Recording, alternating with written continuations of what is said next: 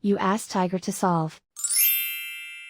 This deals with linear equations with one unknown.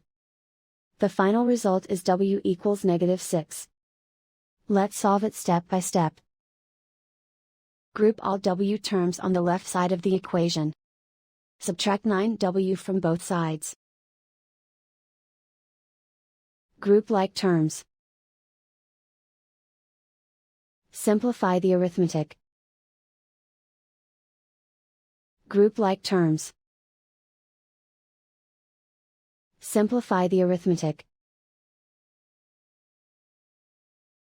Group all constants on the right side of the equation.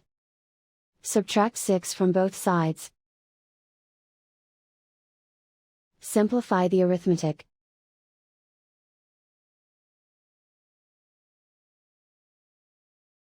Isolate the w.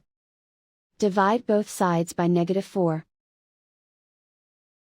Cancel out the negatives. Simplify the fraction.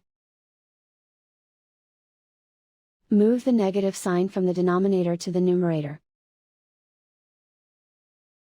Find the greatest common factor of the numerator and denominator. Factor out and cancel the greatest common factor. And so the final result is w equals -6.